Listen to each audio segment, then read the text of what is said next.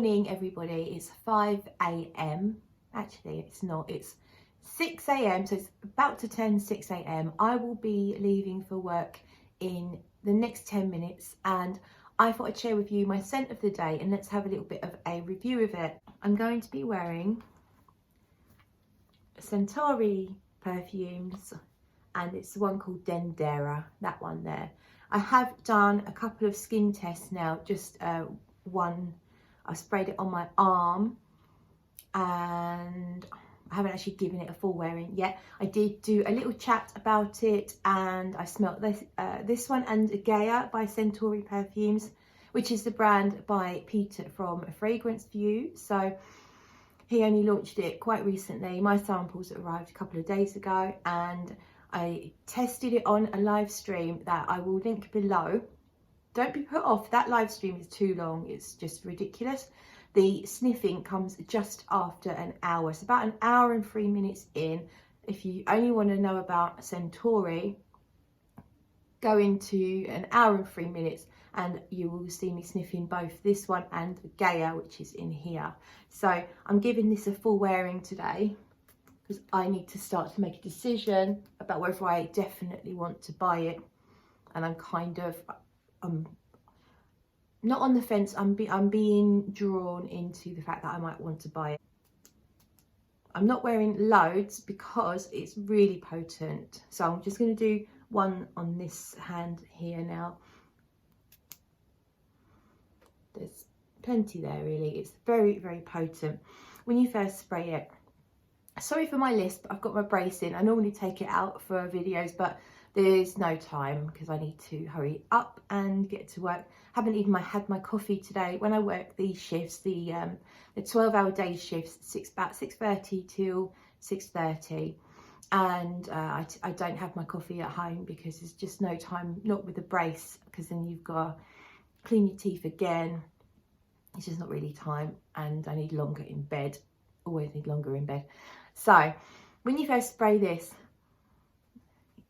you get a sort of smoky, I'm just going to find the notes. You get a smoky incense, resin, spice, a very peppery, quite a sharp spice to start with. You can detect a sweetness in here, but it's not a sugary sweetness. It's not a gourmand sweetness. I think it's probably just coming from the resins and maybe the rose. There's rose in here. So the notes are nutmeg, cinnamon, orris butter, rose absolute, incense resins, Indian sandalwood, Vietnamese oud, Haitian vetiver, Madagascan vanilla, white ambergris. This actually has real ambergris in it, and Peter from Fragrance View has said to me that that will come out later in the far dry down, or that's when you'll really notice it. And it is a little bit of a funkiness to this now I'm smelling it, which I haven't picked up on before. So that's interesting. Almost a little bit like a barbecue type smell, barbecue, almost meaty. And I've never picked up on that. And well, I say never, but I have only worn it. Well, I have only tried it a couple of times, but I didn't pick up on that until now. And I'm smelling it, you know, I'm just up in the morning, and that's, I think your sense of smell is probably quite sharp because I've had no other scents distracting me. So my guess is that's the oud, that slightly funky animalic thing, but it doesn't smell like barnyards and manure piles. It doesn't smell like cows. It's more of a, it is almost like a barbecued meat, but it's not overtaking what I'm smelling. It's just a hint of something funky that's kind of like barbecued meat, but you do get sweet resins and smoke and sort of like a abstract floral sweetness. It's only if you go like right up close really that you smell the slightly funky edge. But if we just do this, it's not got that funk.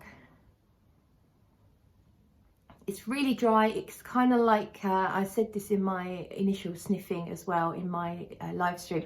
It's kind of like you've taken the spices, the nutmeg and the cinnamon, you've baked them. So they're really, really dry, but they're not to the point of being burnt. The smokiness is not anything burnt. It is definitely more of a really nice incense feel. I think that's where I'm going to leave it because I must go to work, and I will do my best to come back to you at least once or twice more. So I am now at the end of the day. I've been wearing Dendera all day, which is a 12-hour shift plus an hour driving, half an hour there to work, half an hour back. So yeah, that's 13 hours I've been wearing Dendera for. So that will give you a clue because it's still present on my skin. It's not only present, it's still noticeable. It's projecting from my wrist about that far-ish, so it has projection. And don't forget, I only did a little bit of a spray there, one spray and a little bit, so the fact that it's still got quite a good presence tells you that the longevity is excellent. Absolutely no complaints. But more importantly, let's talk about how it smells. So when you first spray it, it's quite smoky. It's like incense. It's very potent. It feels like it's going to be a beast. It feels like it's going to be invasive, but actually it's not. It's quite diffusive. So even though it's ambery and resinous and there's oud, it doesn't take over. It doesn't take over for too long, shall we say. So when you first spray it, it does feel quite heavy, but within 20 minutes or so, it really settles and it's actually extremely wearable. So what I found is it smells in the beginning. I get something jasmine-like from it, even though Peter has confirmed there is no jasmine. It feels to me like jasmine scented incense sticks, and I can't get away from that. The sense of the fragrance is very dry, very spicy, as I said earlier, like baked spices, like baked earth, like really hot earth. I'm picturing oranges and red colours and dusty, kind of dusty desert vibes, and tombs as well, Egypt, tombs and heat. And then what I found was sort of within... So I found the scent just gently calms down as you wear it. And then I've made a note at 1 hour, 40 minutes in. Now, of course, everyone's skin is different. But for me today, at 1 hour, 40 minutes in, that's when I noted the vetiver was coming through. It might have started coming through a bit sooner than that, but that's the point I sort of took note. And the vetiver to me smells grassy and dry. Doesn't remind me of Terre d'Hermes at all, which is a very famous vetiver fragrance. Doesn't feel dirty. It's very grassy and kind of a clean vetiver, if that makes sense. And it's quite intense, but it also does meld in with the smokiness, the incense and the resins and the spices all melds together beautifully. And the rose, of course. The rose to me is never that dominant. I know Peter's put a lot of rose in this fragrance, but it doesn't feel like a rose-centric fragrance.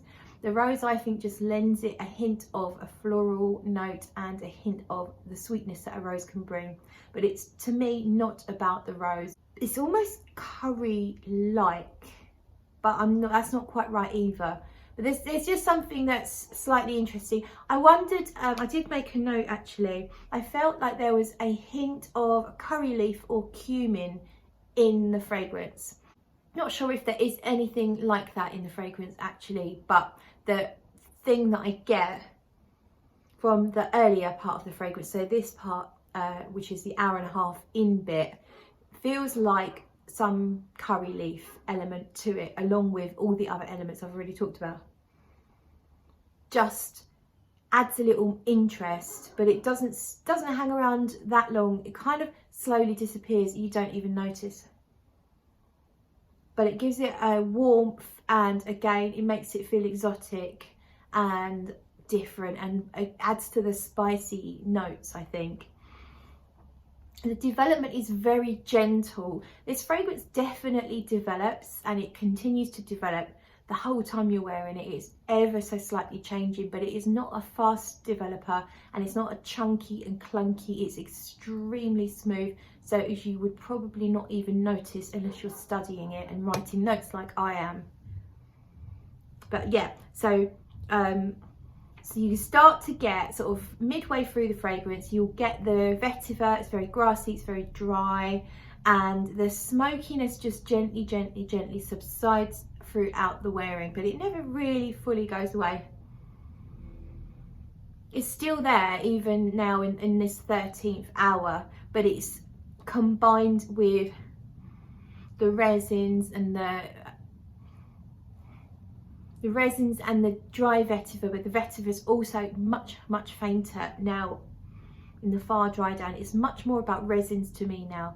And what I found with the fragrance is it got sweeter the longer I wore it, and more resinous. It felt like, now I don't know if there's labdanum in here, but labdanum is something I really enjoy in fragrances, and it feels to me like there is a bit of labdanum. It may just be there's an amber accord, or it may just be that some of the resins give off that labdanum kind of feel, which I think labdanum is a resin anyway, but I feel like I'm getting a bit of labdanum in here, a really nice amber, but in a not that sweet way. It's not a thick amber. I don't really feel any tonka, for example, which I often get when I smell ambers. I often find quite a lot of tonka, but I don't really notice that in here. If there is any, I can't remember the notes now, but I don't recall if there's tonka or not, but my guess is not from how it smells. The far dry down now, as I said, it gets sweeter. There's vanilla in here, but I feel like the vanilla is just playing a part in the amber accord, and I wouldn't necessarily pick it out. I know it's there because it's in the notes, but I think it's just playing with the other resin. So if you don't like fragrances that end up as quite strong vanilla, you don't have to worry about this one. The vanilla is not really that noticeable. It just plays with the other resins to make it a slightly sweet, resinous, dry accord. It's just a tiny bit musky and salty now, and I think that's probably down to the natural ambergris that's going on in here, but I'm not an ambergris expert. And it certainly doesn't smell like an aquatic, or it's not like taking a breath of fresh air. It's not that cheap synthetic aquatic type smell that you get from a lot of blue coloured designer fragrances for men. It's a very classy and woodsy, salty, slightly sweet, resinous dry down. This is a real slow burner. It just goes on and on and on, and it's so slow in its development, but it is really good. I love that it changes, I love that it develops, and I really enjoy this slow sensual ride that it's given me. In terms of projection, I don't feel I'm qualified to tell you just yet, because I've only worn 2 little sprays from the sample, and from that experience today I was able to get little whiffs of it all day long. It wasn't the beast I expected it to be, and that to me is a good thing, because the scent has such a bold profile to start with that I was afraid to overspray. But actually you can probably get away with overspraying this one and maybe stay home for half an hour, but then you're fine. It does not massively project, but also you will notice it throughout the day. I certainly did, and I only wore a tiny bit. So you can control this one, I think, is what I'm trying to say. You can either go very light, you can get away with going pretty heavy as well, because, as I say, it isn't a beast. So it's not going to wear you like you might imagine it would based on the notes. And I expected it based on the opening to be a fragrance that really took over, and it didn't. I didn't get on any comments from anyone today, and I didn't solicit any. I didn't ask for opinions. I felt very comfortable, and I didn't feel like I was choking anyone out. I really enjoyed I like the effusiveness of the fragrance, and because it smells like incense smoke, it almost has a a texture of incense smoke. And what I mean is it just kind of lightly leaves little trails of smoke in the air, rather than a thick, heavy fragrance that you know, like a very sweet fragrance. It doesn't have that thick, viscous texture. It's very light. It's like a light smoke just around you. Very like, probably only from the little I sprayed, it's probably only projecting out sort of so far. But as you move, obviously then it travels a little further, so you get the sillage as well. But as I said, I haven't sprayed it from a full bottle. I haven't sprayed the amount that I normally would if I had a full bottle. I'm trying to be careful so I can test it a few times. So I can't really give you a full answer on projection, but I am massively impressed overall with the way that it smells from start to finish. There's no point in this fragrance that I don't really enjoy it. And the longevity is absolutely amazing. So in short, I think Peter has done an excellent job, bearing in mind he's self-taught, hasn't had years and years of training. I think what he's put together could have been by a master perfumer. I would not know. It feels really, really special and well crafted. It definitely feels niche, but it's not as weird niche and difficult to wear as I imagine fragrances from Peter might be. Completely wearable for me, so I'm really, really impressed, and I wish Peter the best of luck with his brand. I don't think he needs the luck. He's paid attention to every single detail, he's put everything into it, and I think that his gamble is paying off. I recommend you give the samples a try, and they will be available, I believe, either mid-February or late February. You'll be able to get samples from the Centauri website once Peter's managed to restock everything. So that is it. Thank you so much for watching, and I will see you in the next video.